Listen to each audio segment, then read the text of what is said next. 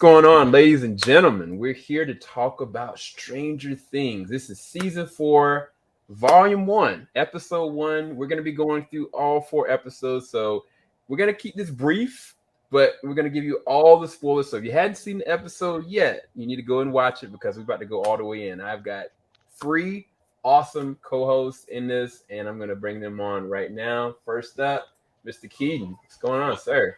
What is going on? Happy to be here. It's this show's lit. I don't know what else. I don't know what else to tell you. Hey, Django, I love it. I love it. Nat, what's going on? Hey, I'm in a nightmare already, and this is just the first episode. You know what? I'm gonna do something with your background because it's green screen. You're gonna have something right behind you when we finish editing this. Just so you know, so when this comes out, y'all see it. Y'all gonna see something scary behind that. Great, just great. Now I can't watch the review. Last but not least, Aunt Go, what's going on, brother? Not much. Happy to be here. I did not think I was going to be excited about this season, and y'all done pulled me in with that first episode. I'm good. So let's go ahead and get into it. All right. So episode 1, it starts off, and the kids are a lot older because it's been 3 years since the last one. Yeah, it's been 3 years, but they said it's only been 6 months. Right. But these kids, right. Noah Schnapp that plays the role of Will legit looks like a grown man. Like he got shoulders, he got a neck. Like these kids look legit like some of them should be in college, low key. But no. But going off of the first episode, like they did something really strange that it threw me off, and I don't know if it threw y'all off as well. Is they showed a flashback of 11 before we knew who 11 was. We know 11 from the kid that was being abused, that was being forced into this situation, and who gradually escaped. But she did some terrible things, but she killed some guards. We were like, okay, they put her in that situation. Unbeknownst to us, 11 is crazy because she legit killed all the kids. What's a goon to a goblin? Was that her? No. Was that her though? Yeah, that was 100% young. That was like someone else, like completely, like a different number completely. No, that was her. Remember, in this episode, at a certain point, she has a small, brief little moment where she thinks back, and it's all the way her. It's just unfortunate because Elle in this situation now, present day, she's dealing with a lot of bullying. You know, all the other kids, like they've dealt with bullying, but it's different for her because she's a whole pound. Normally, she's got powers to back it up. She's weird by association, but she's able to take care of herself generally. But now it's very different for her.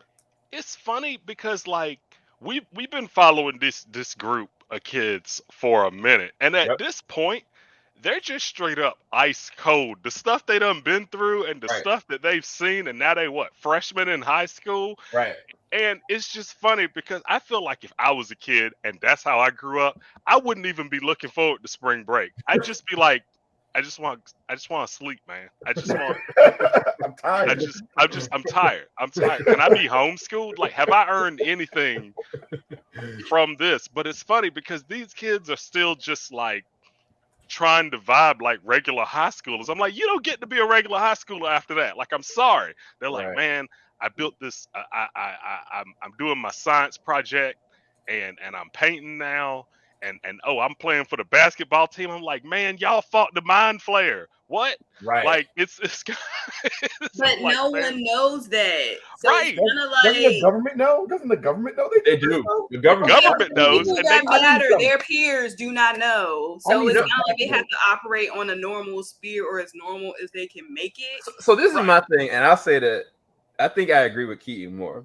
If I was a high schooler and I went through the stuff that they went through, I wouldn't be sane, bro. There's no way. I wouldn't sit there. I'd be in the middle of a basketball game. All of a sudden, I'm scared because I thought I saw, oh, snap, what is that? You know, in my mind, it's PTSD. Like, I don't know if somebody's charging me and if I'm thinking it's a creature. Psychologically, these kids are unstable. There's no way they should be really functioning. By the time they're adults, bro, they're going to need... So, I mean, Max, it's not even funny. I was gonna say Max is the only one that's really going through it, and you can tell the psychological effect that you're talking about, Sam. Max is pretty much showing us that this is what you should be going through, but for some reason you're not. And I think because she lost someone, and even Elle lost Hopper, but it's kind of like she has more to adjust than anyone else, like you said. So I don't know why it's not really clicking, but for Max, yeah, she's going through it. So I So what we think find honestly, is, go ahead. you know, we find is when kids grow up in stressful or high danger situations, their brains change differently, and even the glands to produce things that get you that adrenaline or that feeling of they run out. So you get these cold kill kids in real life that just don't care. And so one of them should just be like, "Are you trying to bully me? Really?" Like you ever see somebody that's going through like war or some life or death situation, stuff does not register the same. They're like, "Really?" Right. Like imagine someone walking up and picking at Rambo's mullet, like, "Ha, nice hair, goofball," and it's like, "Yo, that's Rambo." Like what? Like y'all. Right. I do think there's a similarity with Elle and Max. Max, she's on the opposite side of she's turning inward and not trying to put on the facade that everything's okay. But I think she's destroying herself in doing that because she doesn't have any support. But Elle, she's trying her best to make her reality almost like a fiction. Like she's like, "Oh, everything's good." Just you're hearing her narrating the letter to Mike presented me everything I need to know about where her trajectory is going to go. She is going to self-destruct because she's lost everything. She's tried to make things work, but everything is just not clicking. And so because she's outwardly trying to make it work, it's going to fail on a different level. And it's crazy because she's partnered with Will, who really has gone through probably the most trauma as well. Like Will has been possessed, bro. He was missing on the Gestern Upside Down for I don't know how many days. Like he got possessed, and then on top of that, like he got disconnected from everybody he knows. Right. And literally, he's also going through social issues as well. That I think is going to play out as well. And so they can't even really connect, even though they have a lot in common. Elle and Will can't even connect. So it's a lot of things going on with the kids from a psychological level that's going to be very fascinating to see where they evolve. But I think you're right. I think that it's a fight or flight situation. Right now, they're in autopilot mode because everything's kind of cool. And it's funny. Like, imagine, because you brought up a good point, because I think, like, as far as what everybody, all the kids have definitely gone through stuff, but Will Byers has really been through the ringer. And, like, he done been through all that, and he has that haircut this season. Like, we're still in the time frame we're dealing with. The hairstyles were another conversation entirely. We got Eddie. We got people with weird ass hairstyles. Okay. His the worst though. Like, no, he need to grow his hair out. He need to go straight Point Break with it, because that right there, like that haircut is screaming, "I'm going through a lot." Like, Point Break. Yeah. But yeah, so let's go ahead and get into the episode. So in this episode, we get introduced to a couple different new players. Eddie and his Hellfire group that are D&D players, and Eddie seems like he's been held back a couple years. I don't know how many years. He said three. They said that he was trying to graduate three. They say you said that 3 times already. It's like, yeah. So you got these grown people in high school with these kids. Then you have, the jock that is the captain of the basketball team, and of course his girlfriend, and we see how that plays out. Like, it's weird though, because with the pep rally, it was kind of like, look, you focusing all this energy on this basketball game, dog. Look, you need some therapy your darn self, because the way that he was articulating, it seemed like he was struggling with a lot of loss and a lot of pain himself. But he was kind of like, all right, I'm using basketball as a catalyst to try to get people out of it. And then you got, of course, our main crew, where Lucas is trying to join the basketball team to do what he needs to do. Max has pushed away from everybody because she's dealing with her own stuff, and it's going to play out later on. And then, of course, Mike and Dustin, they're with the Hellfire crew. And then Elle and Will, they're across in California trying to deal with the conforming of the situation with the school. So all the kids are in different places, but they're also dealing with some of the same similar situations. How do you guys feel about some of the, I guess, the relationship changes or even some of the new characters in this one? So I definitely like a lot of the new characters. You did bring up a good point though, because Hawkins has been through hell these last few seasons, and yeah, everybody is just trying to survive. My man at that pep rally was like, "Yeah, we lost 30 people in a fire, but guess what? Ball is life." Like he is just trying his best to get everybody through it, and everybody's like crying, like, "Yeah, man, ball is life. It is. We gonna make it." And like all of them are just trying to live.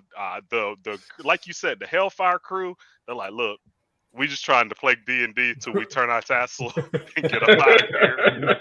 Like, none of them planning on staying in Hawkins. Not a single one. They're all dipping. No, they're trying to get out of there. No. They're all dipping. But yeah, I do. Yeah, that place has been through something. They need more than one guidance counselor for sure. Dude, they need a whole wing of guidance counselors for that school. Like, if I was the government, if I was the government, I would take some of the kids and have my own counselor ask them certain individual questions, like, okay, are you experiencing any headaches? Like, are you dealing with any PTSD? Have you seen anything? You know what I'm saying? Like, screen the kids effectively, because what they're doing now, they just tapped everybody's phone. They don't even care. Like, yeah, they just covering up everything they can. They're like, "Oh, we just trying not to get sued." Tap their phone, but I mean, if they dying, that means they can't sue us. Like, that's how I feel the government. I feel like about the whole bad, dude. Yeah. I feel like this is the origin of Sunnydale. Like, this is a hellmouth. We just don't know it yet. I thought about that. I'm like, man, these kids, we losing as many kids as Buffy right now. Like, this is lit. And I like how how in Harry Potter they have a new dark art feature that always is messing up everything. Every season of Stranger Things get a new 80s kind of bully, right? And so now we got the lead basketball preppy popular kid who's gonna be a politician, because I think he used that tragedy for his own use. I don't think he care about anything about that. So we got I thought the same thing. He definitely running for mayor. Right. Low key. Yeah. It's interesting. I think one character that I thought that was gonna be annoying off rip was gonna be Eddie. I think it was the way he kind of came off in the cafeteria. I was kind of like, oh man, this dude, I don't need these kids being bullied. Like they've been bullied this whole entire time. But then I started to find myself liking Eddie. I think it was when the conversation he had with the girlfriend outside in the woods, when he was kind of like, oh yeah, you know me. It's like, what? Know you from where? And she's like, oh, okay, you seem real cool. And then, I felt so bad for him at the end of the episode, because it's kind of like, okay, this dude really is just trying to, he's trying to live through these kids, honestly, and he's trying to chill with his crew, and he's just trying to be himself, but at the same time, peace. Right, like he's another Fez. Yeah, it's Fez all over. You can't even sell drugs and peace in this city. In this small town, you can't sell drugs and peace. You gotta be involved in some crazy ish. Can't you just be a chill drug dealer in these shows? You're rich right now, because low key that people are dealing with itch, and I'm not surprised more people aren't turning to drugs. Like what? Right, like business should be booming there. I am not advocating this, but if I lived in that town, there would not be a moment where But this is one thing I really do love about the Duffer Brothers, because whenever they're doing this show, they literally are thinking to themselves, I got 10 years of material to pull from, right? Like everything is the 80s, because when I see Eddie, all I can think about is like Judd Nelson's character from The Breakfast Club. Like that's the vibe that he definitely gives off, just like anarchy, rebel without a cause kind of guy. And so you see all the new characters, I feel like, are fitting the absolute perfect stereotype that was prevalent in the 80s. Yeah. Now, I have been somebody who's been the tabletop RPGs and stuff. When I found it in college, I was like, oh my gosh, this is great. This is better than a video game. And I remember like, why are you hanging out with those people? And I was like, what do you mean those people? They're playing these games. You should play Vampire with us. So I love this. I love this stuff. So I love that. And I like that there's people who because they're so passionate and okay with themselves are cool no matter what, right? So you got this guy who's not ashamed that he's into this stuff. He's not ashamed that he's, counterculture and everything like that. So he instantly took to me. Once I figured out he wasn't bullying the kids, because I was like, oh, is this another bully, but in the under geek stuff? But once I figured out he wasn't, I was like, all right, I'm cool. I like this guy. Too bad that he's in a situation even the white man can't get out of, because you can't have no dead white girl in your cheerleader white girl in your house, and I'd be gone. This is the crazy thing. I kind of was like, okay, they're gonna have her and him kind of start to connect, and she's gonna start liking him because, like, not only he's supplying her drugs, he's listening to her. He's like she can feel comfortable talking to him, right? And so all of a sudden, I'm like, oh, okay, they're going to their house. I was like, something's gonna happen. I didn't expect this girl to get like legit mutilated, like murdered. Like, honestly, the way that she got killed might be one of the most horrific things that they've shown on the show. Because we've seen, like 11, like, pop some people's necks. We've seen some people get skewered through the chest. This girl, legit, first off, it was nightmare fuel to begin with. Because she's sitting there seeing the darn clocks and the darn trees. She was just trying to use the bathroom in peace. All of a sudden, something crawling at the darn door. Like, the build up to how it all went down, like, she was calling for Eddie. She's like, Eddie, where are you? All of a sudden, she looked back. She see her mama sewing. She's like scared out of her mind. And this ended up in the house, her original house, I assume. And she sees her dad. So his freaking mouth was sewed up, eyes sewed up. And I was like, yo, this is nightmare fuel. And then she gets cornered. And I was like, oh, okay, he's just going to suck her soul, or like he's going to control her or possess her. Yeah.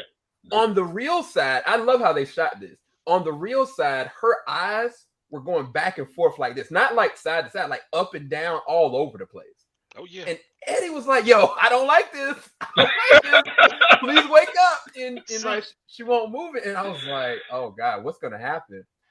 And they pulled that other 80s trope too, Sam. They pulled another 80s trope. When you see somebody and they acting strange and stuff, and you just say their name, hey, are you okay? Right. Paul, what's wrong, Paul? What's going on? He's sitting there convulsing and transforming and stuff, and it's like, are you okay? Obviously he's not. You should leave the house. Like, I would but I'm telling you, it is straight out of the 80s. The number of references that I feel like we can spot in just this first episode, because everything that happened with her, I think we were talking, the three of us were talking about this before you got in, straight out of Nightmare on Elm Street. Where they introduced this character and it's like, man, she's getting a lot of attention. Is she gonna be the focus this episode? And then all of a sudden it's like, I guess not. Nope. Right. Hope you didn't like her too much. I guess not. And maybe y'all can answer this for me, because she was seeing her family and stuff. Is her family, do you think her family was dead? Because I feel like they didn't really focus on her. So, Nat, you just finished season 3, right? Oh, you're on mute. Yeah, I just finished seeing season 3. So you remember some people that he tried to convert, like, and their material changed over. Remember, I thought there was a girl.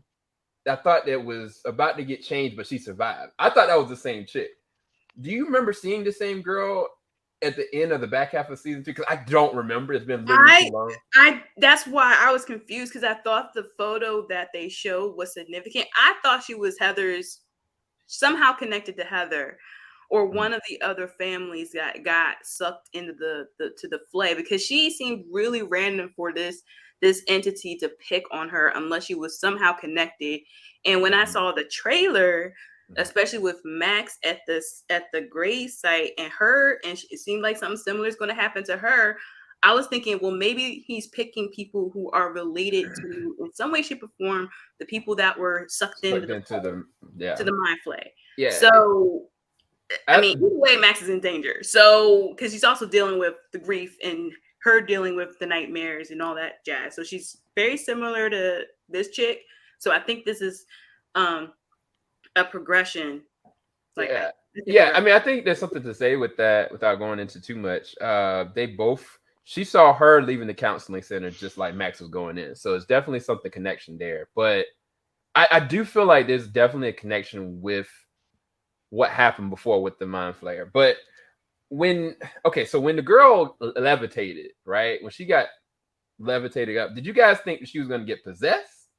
Or did you guys think she was going to die a gruesome death? Because I didn't expect her to die like that. I thought she was going to get possessed because what did he say? It's like, it's time for you to join. No, he said your suffering's at an end. And your suffering's at an end. Okay.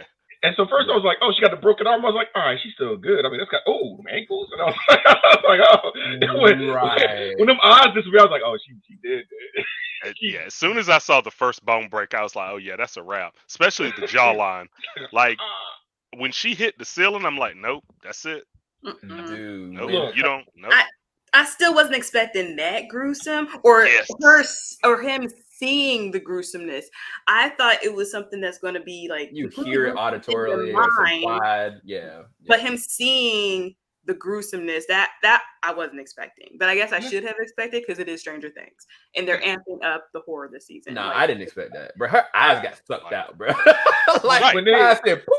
It wasn't in her mind. It was a physical reaction. I was like, I was really glad they did that angle of not just in her mind what was going on there. Yeah. And this is how I know I'm old. I keep thinking like when there's like supernatural stuff and this body playing around, people are going to jail for this. Like you going to jail, man. Right. Like you were a drug dealing anarchist D&D player in the 80s. You going to jail. Right. Like they already said. Right, they already screaming that Dungeons and Dragons is of the devil, right? Yeah. Like they were already screaming that, and he wearing a T-shirt that say Hellfire. I'm surprised he wasn't already in jail, right? Like I feel so bad for him, bro. Like he, honestly, if it was me, and all of a sudden her eyes start flickering and blinking, I wouldn't even know what to do because I'd be like, dang, I can't call the police because she ain't supposed to be over here. I don't know what to do if I leave. You know what I'm saying? They're going to think I gave her drugs. So It's like he was trying to wake her up because it was really a lose-lose situation. The moment she stepped in that house, he was screwed from jump. But the moment she was up in the air, he was like, oh, okay. Right. Look, and I honestly, don't know what to do. I'm gone. You start flying with doing that stuff, I'm just gone. Like the first part, I might think you're having epilepsy or something. But if you start levitating, to that point though, like he actually screamed, but I don't think no one heard him scream. So if he had ran out really acting crazy, like really scared, I feel like he would have at least had something to go on because neighbors would have been like, why is he freaking out? So at least that would have helped him a little bit if he got caught by the police. Not much, but at least that would have been something. We ain't got nothing. He can't help himself. Nothing. And see, my first thought was like, if it happened to me, now in the moment, it's different. But if it happened to me, first off, the moment I saw her eyes flickering, there would have been a couple slaps, like snap out of it. There would have been a couple of like the Looney Tunes slaps. Right? There would have been a few of them. Like, what are you doing? Snap out of it.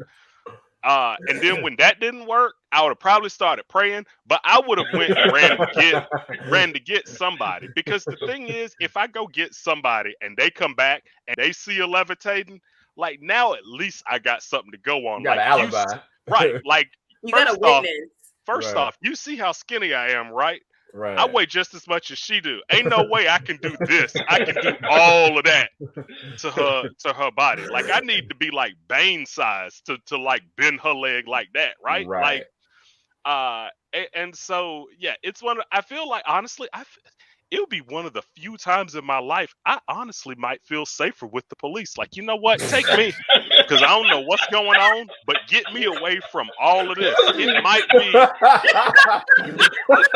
be the one time, because in my head, because in my head, I'd be like, man, maybe I got a shot. The sheriff is black now. Like maybe maybe there's a chance I can just get out of this. I just kind of want to chill. Like I'm just trying to survive right now. So you know what? Take me to jail because I'm trying to just live. Because prison is probably out of state. You think they transport you out of there? Right. Get me out of Hawkins. Get me out of. See, this is why Hopper needed to be still there, because I feel like again, Eddie would have had a shot, especially if he described how, and if the Hopper saw the body, and we discussed this before we recorded. Yes.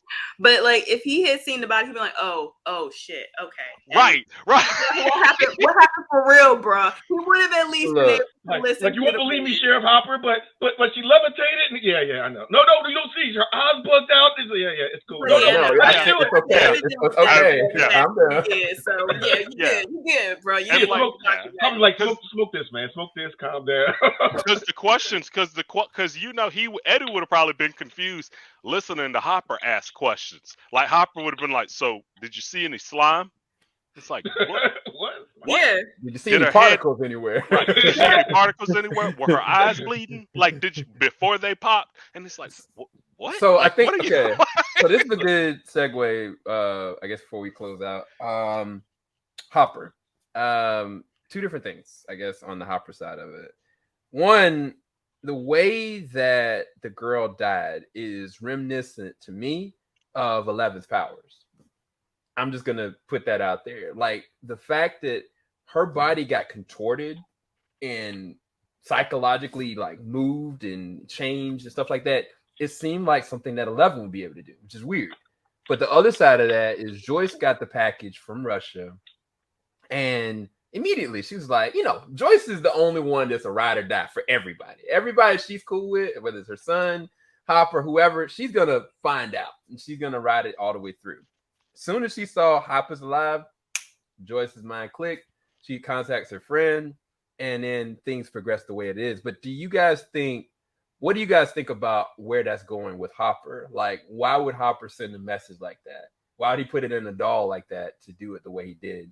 Right, and it was decorated like a Riddler riddle. Like, right. I'm like, who took the time to do all of this and cut out letters for this arts and crafts project? Right. Unless he got somehow an ally there. We don't know because we haven't seen him since the end of season 3. So we don't know if he's managed to make a friend, so to speak, that can help him send that kind of a message. And it seems like every season Joyce gets some sort of message and then she runs with it. It's every season, and this is pretty on par with what we've been dealing with the last 3 seasons as far as Joyce is concerned. Right. So the funny thing, I just had that thought with Hopper and the questioning and all that. So and the entity that killed her, or the mind flare or whatever, did the mind flare, because he injured Elle, take her powers? Or it's kind of like the Witcher situation. Elle's powers are temporarily in the ether, and she may, spoilers for those who haven't watched The Witcher season 2, but is she going to get her powers back, or will she have to kill the mind flayer to get her powers back? So I don't know. I just literally thought of that. I'm like, what if that mind flayer somehow got her powers because of the fight that they had last season?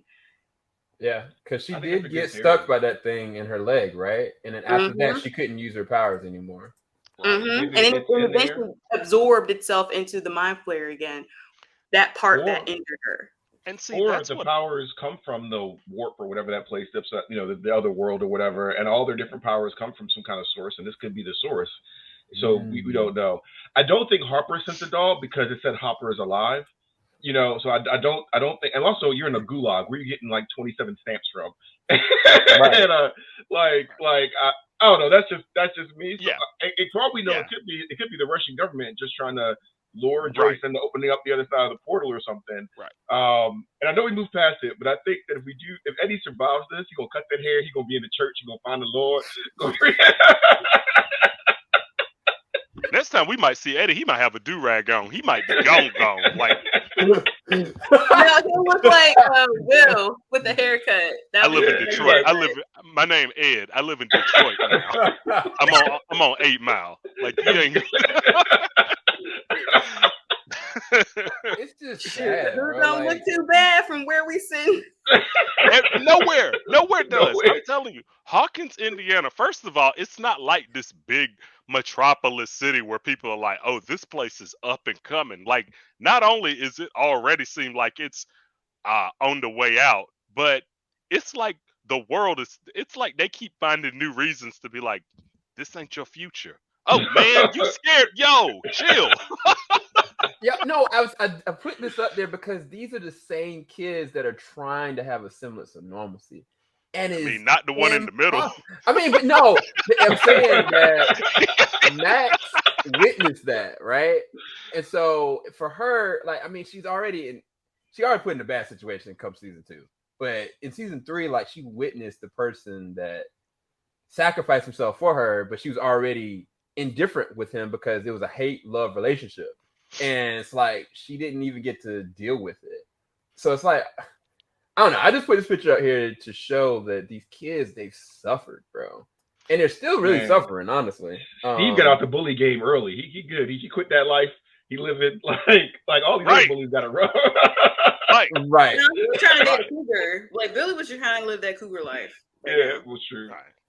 But I mean, wow, I forgot about that. Dang.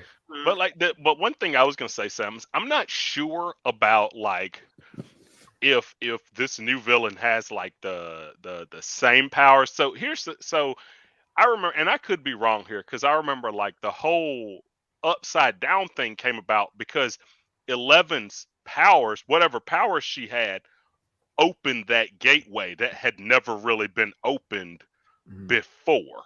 Right. Correct. So she had the powers that we know of before the upside down was even a thing. So I think whatever experimentations they were doing on them there is how she got the powers, but something happened where it went overboard, and that's what cracked the hole in the dimension. Yeah, it's the way that I've always looked at it is the upside down could have existed for thousands of years. We wouldn't know. And we don't even know if it is from a different world or plane of existence or is a universe, a multiverse situation. We don't know. Well, it's parallel because everything we've seen that everything that's on one side is on the other. It's just in like a darker, decrepit way. Yeah, there's no humans that are born over there. There's only these creatures that are over there. But yeah, no, when 11 used her powers, it broke open a hole in between the two. And I think that's one of the things I like about their professor. He explains everything every season. We haven't seen him yet, I don't think, right? Because that's right, they are grade up, so they wouldn't see him because he was. He was at the middle school. He was the 8 talking about their AV guy. Right. Yeah. Unless he's Mr. Feeney, just following these kids, getting them clues to what's actually going on. Man, hopefully he is because he's the only bit of positivity these kids got. To be honest. And what if D&D is just trying to warn the world that this stuff is out there through games? Right. And did it give you a new light? Like, it put that scientist, the gray-haired scientist, put him in a new light, and while he was going after like Levin and all this other stuff, like, you know what I mean? Like, we kind of saw him as the bad guy for a lot of things, but was he the bad guy? Right. Like, and one thing that's funny to me about this show is the whole show is centered around these children, and I'm like, man, all of y'all's parents need to be a little bit nosier. Like, just ask them how they doing. Like, do it a little bit more because it's the 80s. It's the 80s. I remember walking through ghettos, like going to school. It was the Wild West out there, man. The 80s was straight up Wild West, like no rules, no rules. And because we grew up in the 80s, we're a little more, I guess, paranoid. That's why we be asking questions. Yeah. Like, where you going? What the parents' name is? What's the grandparents' names? Right. What's the credit score? Why you got to go in their basement to play games? Right. What? Is the door gonna be closed? Who all gonna be there? These are questions. Yeah. But I guess to close out, what's your final thoughts? What would you rate this from A to F? I mean, I think it's so interesting, man. So much that was going on in this. I mean, they had like a basketball game going on in the middle of a D&D. In some kind of way, they both. I did like the parallel. Oh yeah. I love that. Like, you wouldn't expect it to be game. Right. And it's kind of like I think it shows that the Duffer Brothers appreciate everything that they're doing. Every part of the 80s, every part of these characters, every part of what they're doing, they're putting value into because they don't treat anything differently one way or another. But yeah, what are you guys' closing thoughts and final rating? And things to come, I guess, because oh my gosh. So I'll go first. So with shows like this, and definitely with Stranger Things. Like every season I watched, especially the season premiere, I always love how when they set it up, the first episode ends and all you have is questions but no answers, right?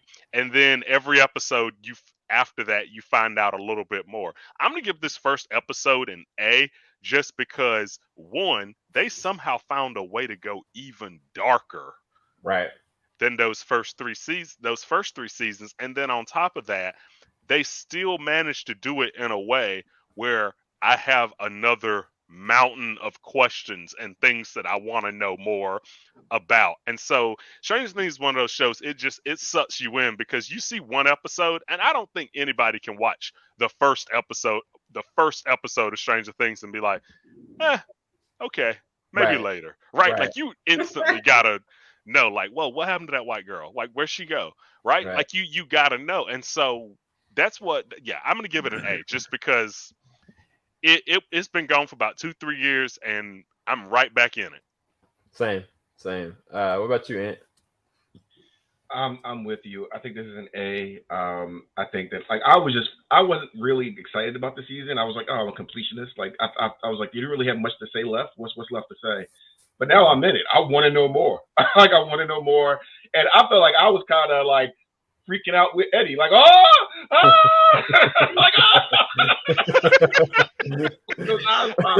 so I was cussing. I was definitely cussing. Like when it was, I was like, oh. So I was like, oh. Then the lady like,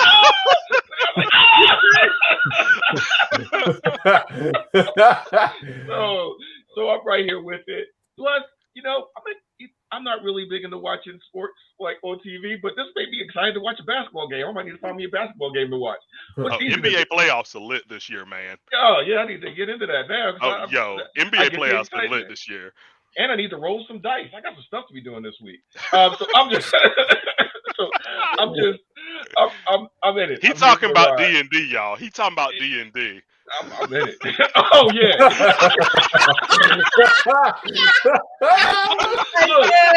Look. I need some weed. I need some D&D. I need some 20-sided dice, and I need some basketball. We try to roll with me. Roll with me, guys. Oh my! Roll with me. Matt, closing thoughts.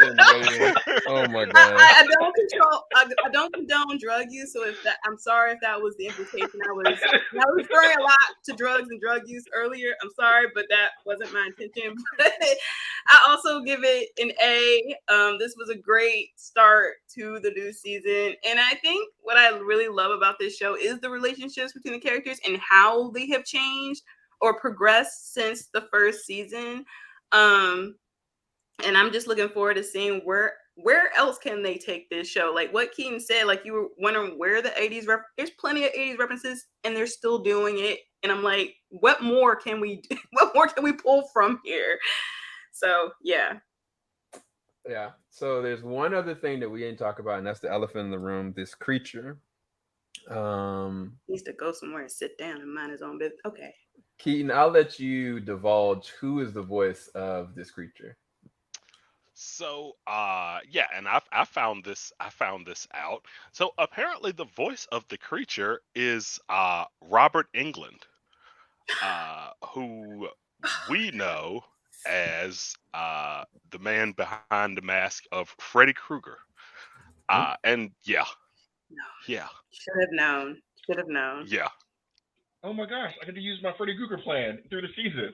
I have a Freddy Krueger plan to beat Freddy Krueger. Right. All right, good. Yeah. Right. But yeah, that's the thing. Like throughout, like I'm telling you, there's so many Friday the 13th references I felt like I got. Nightmare. Nightmare. Yeah. Yesterday was Friday the 13th. It was. That was so. I guess that's a whole nother story. But yeah, only reason why I bring that up is because he sets the interesting tone, not just with his voice, but with his presence. And I don't know where this is going, but I will say for me, there were moments that I've seen in this episode alone that you kind of feel this feeling of terror. Like it's not like, oh, okay, this is a popcorn sci-fi, maybe some horror elements. Like, no, they're trying a little bit to make this actually scary. And I think it's going to build. I think that they're going to present some elements that are really going to make you feel a little terrified. And, normally, we'll see like the Mind Flayer and stuff like this going with Elle. It's just weird, and sometimes it can be really suspenseful. But I feel like they're going for this weird vibe where it's like, no, like we're ramping this up and we're not going to let it go. And so I think that's the exciting thing about this. I think that's going to be the hard part. I'm going to give this an A+ either way. But I can't recommend this to all my Stranger Things crew.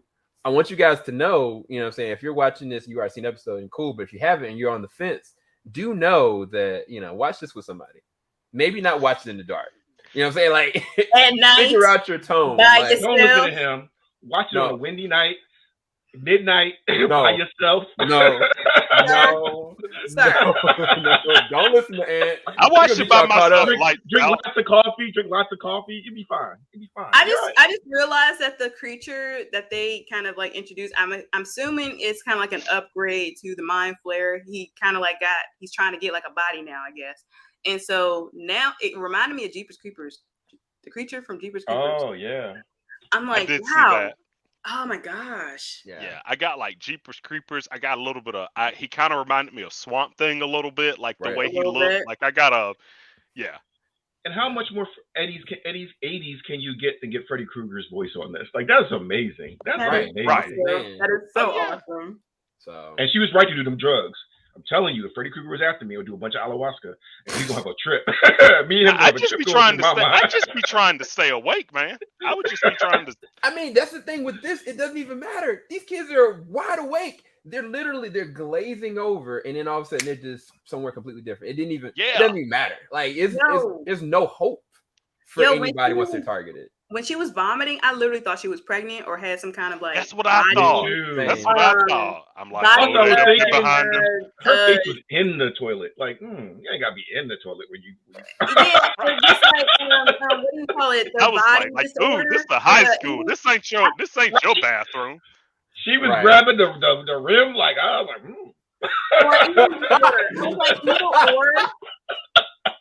based on her memory, I thought maybe even if it was an eating disorder because she was also, puking. So I was like, either or, and again, her direction I was not expecting at all. So yeah. Yeah, shout out to the actress. RIP. You went out like a G, but daggone, like it's the worst death so far in the show, and I don't think it's gonna be the last at this point. And whose daughter did you say she was? You said she was Starship Trooper's daughter. Yeah, she's Casper Van Dien's daughter. Rico's daughter. Casper Van Dien and Carrie Mitchum. It's their daughter, Grace Van Dien. Yeah, R.I.P. Grace. Well, we'll be back next week, you guys. Or, well, no, we're not going to be back next week. We're going to be doing this periodically. So you guys are going to see these discussions, I guess, in one day because it's only 4 episodes in volume 1, whether you guys know it or not. So we'll talk to you guys more soon. We'll be back. Peace, everybody.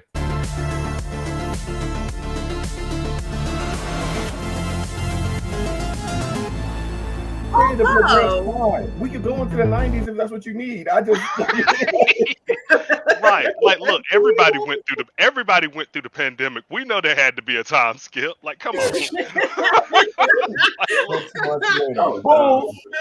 Like, yeah, for real.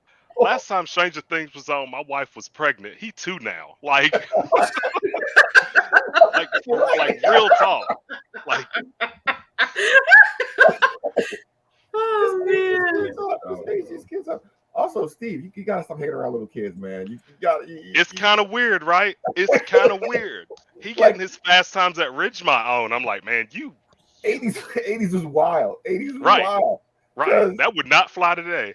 It's like I get with your traumatic experience with these kids like twice or 3 times or whatever. I get the kids. I get the little kids. Like now, I don't sound right, but you go to high school games now too, and you're like. And is that girl really?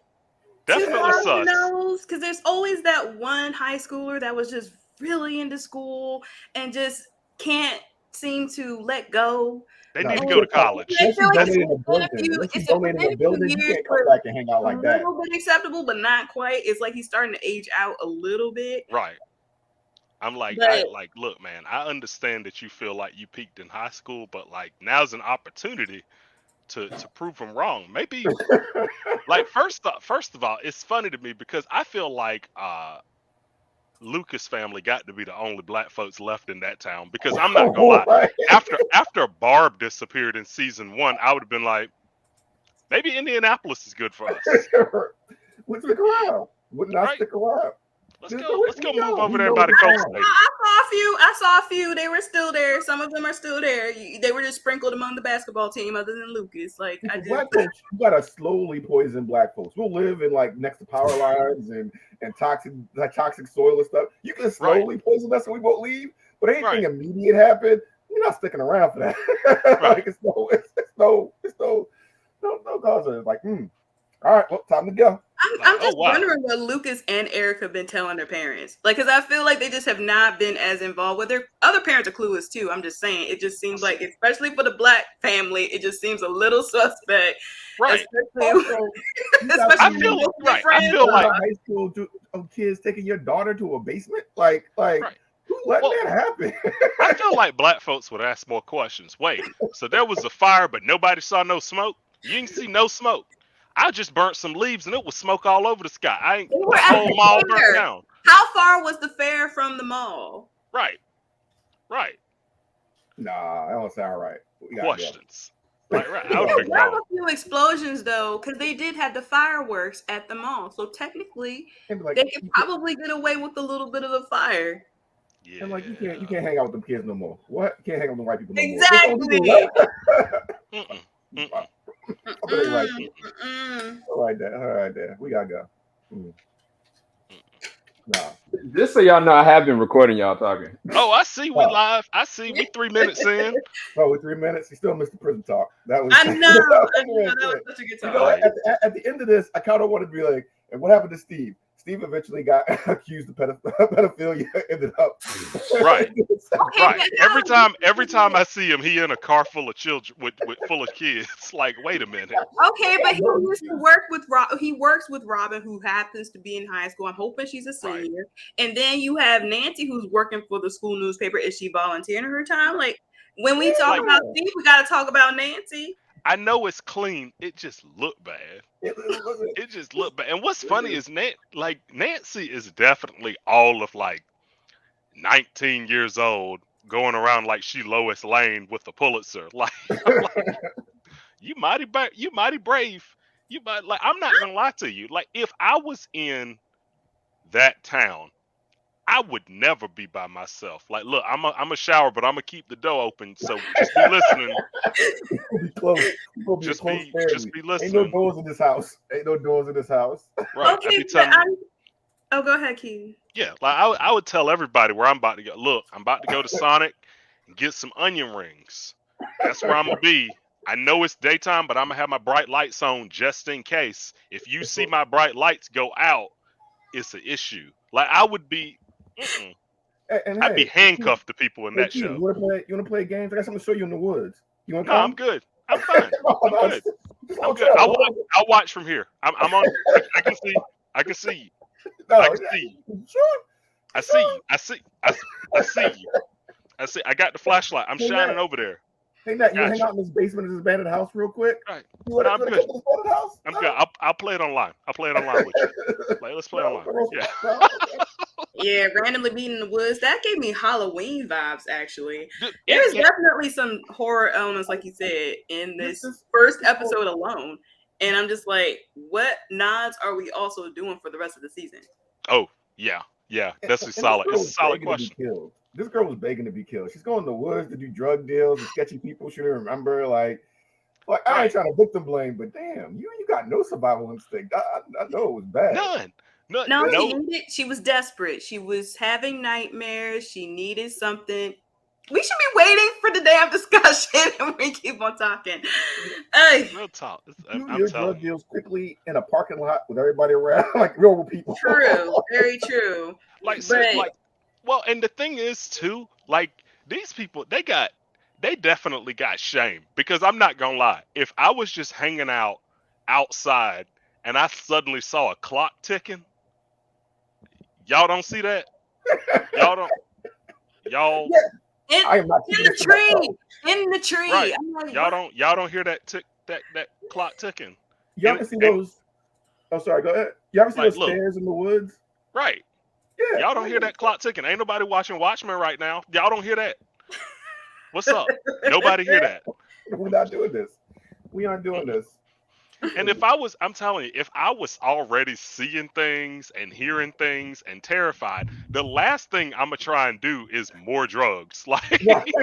I'm a solution here. Right. Like, at least try finding a church, right? Like, go. No, that's okay, but that she wanted to escape her problems, and I guess she figured drugs will help her do that and make her think of something more pleasant than what she's been thinking about. Illogical, yes, but right. That's probably what her brain was thinking. This girl, like, yeah. Actually, one of my plans to take out Freddy Krueger is do ayahuasca. Like, if you want my dreams, we going for a ride, Freddy. Like, I thought about that. Right. Like, you don't know how, like, my dreams be wilding. Like, you're going to have to get me at the nightclub, Freddy. Like, it's going to be.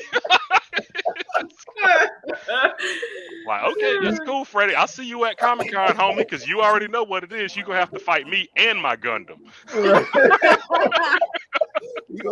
Freddy gonna have PTSD. Like, no, I can't be going there no more. I'm gonna go back there.